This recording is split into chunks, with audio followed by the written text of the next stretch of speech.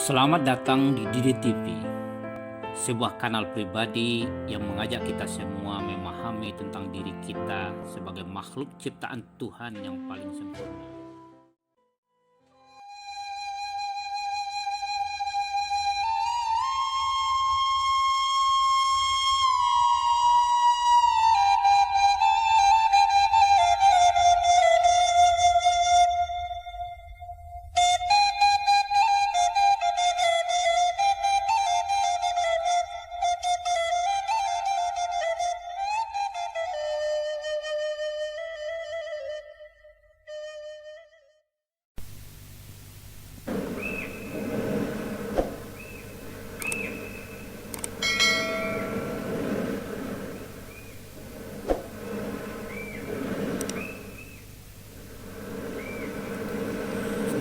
Assalamualaikum warahmatullahi wabarakatuh. Berangkat dari tantangan anak muda kalangan milenial yang sesungguhnya ingin benar-benar memahami tentang Minangkabau, saya mencoba membuat konten ini agak berbeda dari cara angku-angku inyi-inyi jodatuk-datuk selamoko. Ringkasnya tantangan mereka begini. Sudahlah mama, bercerita juga tentang adat. Sudah begini pendengaran sekarang. Turunlah mama kini ke bumi. Tidak usah berkhayal juga lagi di awang-awang. Kami di sini, mak.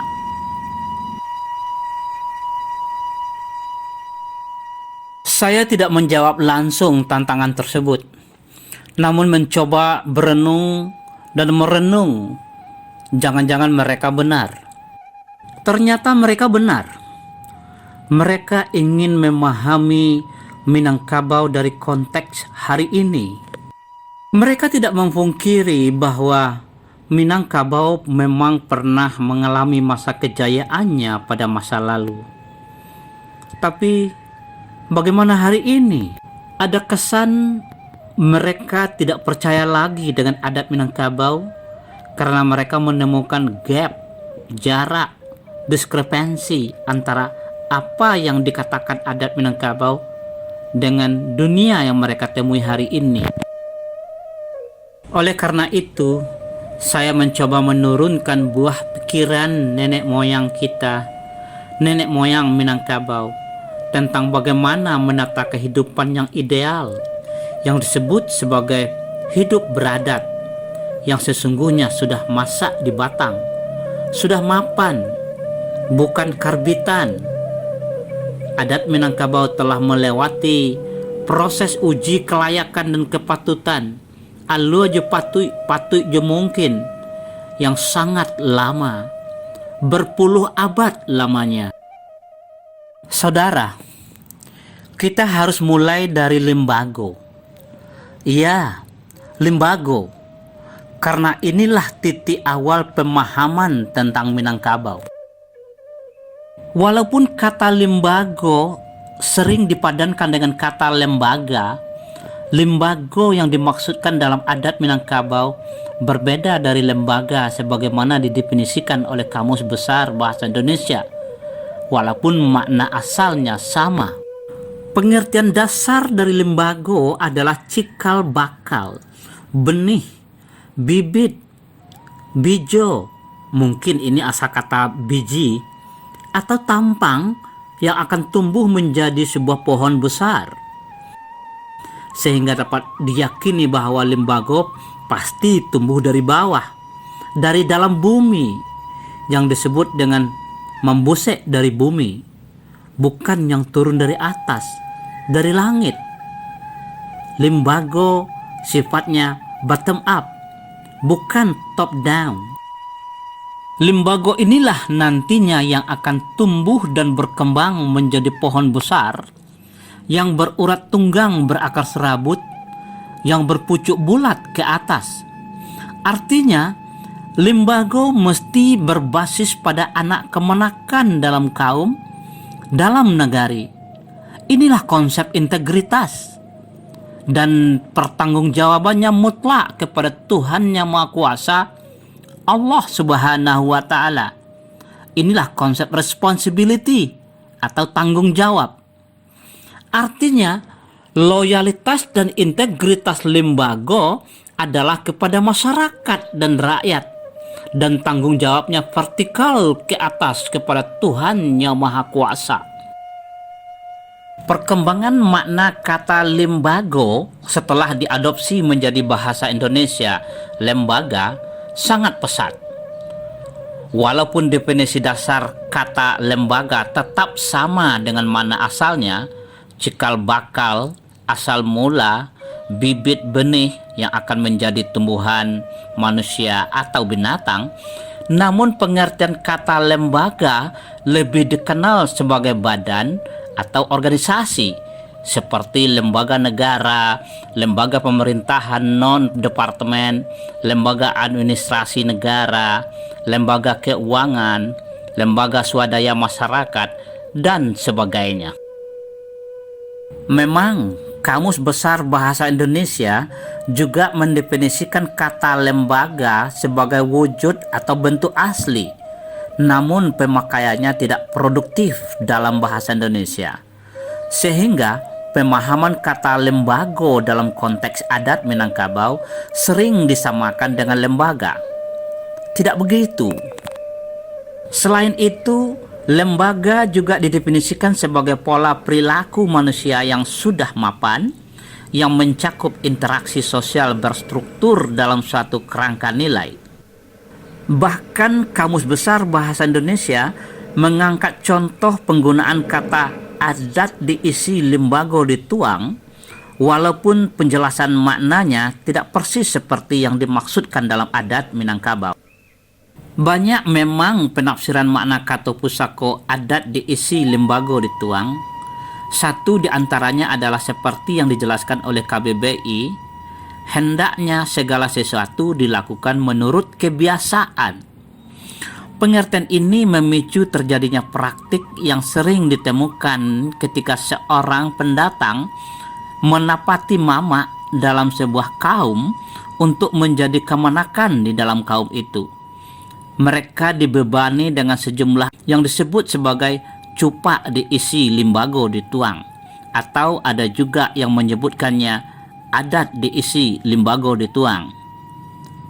Tidak, bukan begitu maksudnya. Dalam konteks berbangsa dan bernegara hari ini, lembaga adalah konstruksi dasar negara kesatuan Republik Indonesia yang berurat tunggang, berakar serabut ke masyarakat adat yang ada di seluruh wilayah Nusantara, dari Sabang sampai Merauke, dari Miangas sampai Pulau Rote. Walaupun yang dimaksud dengan Nusantara oleh Mahapatih Gajah Mada jauh lebih luas daripada itu. Kalaupun ada yang datang kemudian, enggok mencakam tabang basi tumpu. Artinya mereka harus mengikuti kesepakatan yang telah dibuat tumbuh dan berkembang di negeri ini jauh sebelum negara Republik Indonesia ini terbentuk. Di mana bumi dipijak, di sana langit dijunjung, di sana air disauk, di sana juga ranting dipatahkan. Artinya, silakan hidup mencari nafkah yang halal dan thayyib di negeri ini. Tapi lembaga jangan diutak-atik. Tak usahlah hendak mempepat cupak, tak usahlah hendak mengalih jalan. Bahkan orang yang enggok mencakam pendatang difasilitasi, diberi aset dari tanah pusako sesuai ketentuan adat. Saudara, dalam konsep adat Minangkabau ada dua konteks penggunaan istilah lembaga. Pertama, lembaga dipakai dalam konteks kerangka dasar adat Minangkabau yang dikenal sebagai lembaga nan sepuluh. Dan kedua, istilah lembaga dipakai dalam konstruksi struktur kepemimpinan masyarakat adat. Dari kedua pemahaman tersebut, lembaga sama-sama bermakna kerangka dasar atau basic framework yang menjadi cikal bakal tumbuh dan berkembangnya adat Minangkabau. Dalam konteks kerajaan Pagaruyung, istilah lembaga juga digunakan untuk struktur kerajaan mulai dari Rajo Tigoselo, Rajo Alam, Rajo Adat, Rajo Ibadat, sampai ke Sapiah Balahan, Kuduang Karatan, Kapak Randai, dan Timbang Pecahan. Kalau kita bawakan ke dalam konteks berbangsa dan bernegara hari ini, istilah lembaga masih relevan digunakan untuk kerangka dasar organisasi kenegaraan yang biasa kita sebut sebagai lembaga pemerintahan. Jika lembaga tersebut bukan dalam sistem pemerintahan, kita biasa menyebutnya sebagai lembaga non-pemerintahan, lembaga swasta, atau ada juga yang menyebutnya sebagai lembaga swadaya masyarakat atau LSM. Padanan dari kata non-governmental organization. Konsep lembaga inilah yang kemudian dikembangkan oleh para pakar ketatanegaraan modern menjadi demokrasi yang bermakna membusik dari bumi atau membesut dari bawah, dari rakyat, oleh rakyat, untuk rakyat. Saudara, konsep lembaga dalam konteks kerangka dasar atau kerangka utama adat Minangkabau terdiri dari 10 komponen, sehingga disebut sebagai lembaga nan 10 yang terbangun dalam 3 subsistem: cupak, kato, dan undang. Cupak terdiri dari 2 jenis, cupak usali dan cupak buatan, sehingga disebut sebagai cupak nan duo. Kato terdiri dari 4 tingkatan: kato pusako, kato mufakat, kato dahulu, dan kato kemudian, sehingga disebut sebagai kato nan ampe. Bukan kato mendaki, kato mendata, kato menurun, dan kato melerang. Undang terdiri dari 4: Undang-undang Luhak Jorantau, Undang-undang Nagari, Undang-undang Dalam Nagari, dan Undang-undang 20, sehingga disebut sebagai Undang dan Ampe. Itulah 10 komponen dasar adat Minangkabau yang menjadi kerangka utama bangunan adat Minangkabau. Memang ada perbedaan pendapat di kalangan nenek mama di Minangkabau terkait penggunaan istilah undang dan undang-undang. Kita akan membahas topik ini pada edisi tersendiri. Terlepas dari konteks lembaga nan 10, dalam konteks konstruksi dasar struktur kepemimpinan masyarakat adat Minangkabau, lembaga adat Minangkabau terdiri dari 4 komponen dasar, yakni penghulu, manti, malin, dan dubalang, sehingga disebut sebagai orang ampe jinih atau orang 4 jenis. 4 elemen dasar kepemimpinan ini tumbuh di dalam kaum atau suku, bukan di dalam nagari.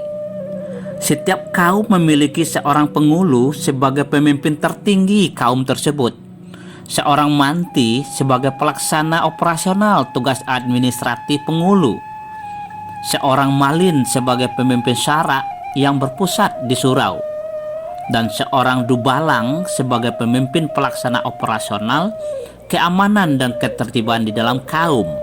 Lembaga pada dasarnya tidak ada pada tingkat nagari. Pada tingkat nagari hanya ada lembaga musyawarah atau kerapatan. Mereka tidak memiliki otoritas ke dalam kaum atau suku, karena setiap suku atau kaum sudah ada penghulunya. Kalau hari ini kita kenal kerapatan adat nagari atau KAN, maka lembaga ini adalah sebuah forum musyawarah yang dipimpin oleh seorang dari penghulu yang diangkat juga dengan musyawarah dalam rentang atau masa tertentu. Dia bukan pemimpin tertinggi di dalam nagari. Pada tingkat nagari, urusan keagamaan yang berpusat di masjid yang sering disebut dengan surau gadang atau masjid jami, limbago terdiri dari 4 elemen: imam, khatib, bilal, dan kadi, sehingga disebut sebagai orang bajinih nan ampe, orang berjenis yang 4. Namun limbago dalam pengertian ini tidak termasuk ke dalam limbago sebagai kerangka dasar adat Minangkabau yang disebut sebagai limbago nan 10. Perlu dipertegas bahwa limbago nan 10 terdiri dari 2 jenis cupak, 4 tingkatan kato, dan 4 undang. Insya Allah kita akan bertemu kembali dalam bahasan tentang cupak nan duo, cupak usali yang sering juga disebut sebagai cupak nan duo baleh taya, gantang nan kurang duo 50, dan cupak buatan.